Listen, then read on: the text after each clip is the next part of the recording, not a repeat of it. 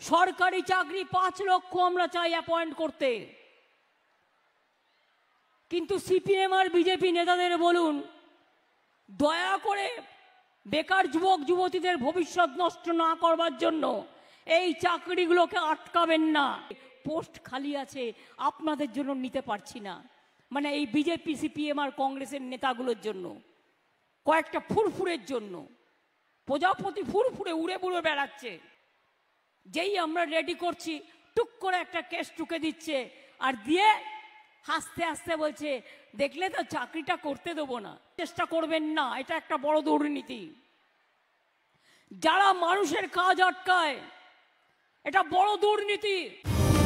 স্কুলে নিয়োগ আটকাচ্ছে CPM BJP Congress, কোর্টে মামলা চলছে, মানুষের কাজ আটকে দুর্নীতি করছে বিরোধীরা। কার্যত এভাবেই নিয়োগ জটের দায় অস্বীকার করে বিরোধী কোর্টে বল ঠেললেন মুখ্যমন্ত্রী। তৃণমূল সরকারের বিরুদ্ধে ওঠা নিয়োগ দুর্নীতির প্রসঙ্গে একটা শব্দও খরচ করলেন না মমতা বন্দ্যোপাধ্যায়।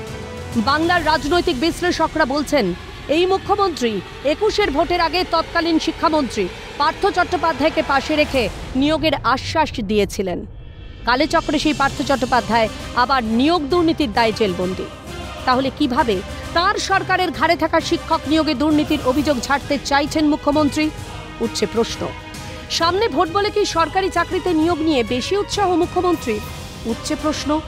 বিশেষজ্ঞরা বলছেন দুর্নীতির মাধ্যমে যারা স্কুলে নিয়োগ পেয়েছেন তাদের সরালেই অপেক্ষারত যোগ্য, মেধাবী এবং বঞ্চিত চাকরি প্রার্থীদের নিয়োগ দেওয়া সম্ভব।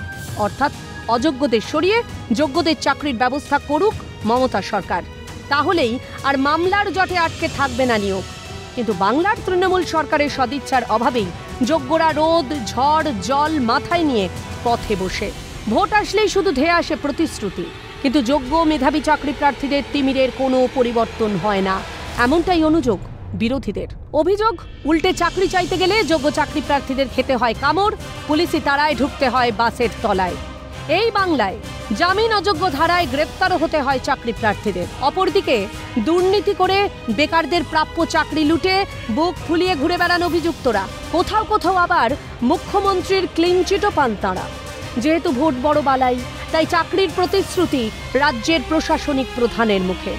লক্ষাধিক চাকরির ঘোষণা, তাহলে এবার কি সেই নিয়োগেও দুর্নীতি, নাকি ভোট বৈতরণী পার হতে শুধুই ঘোষণা, উঠছে প্রশ্ন।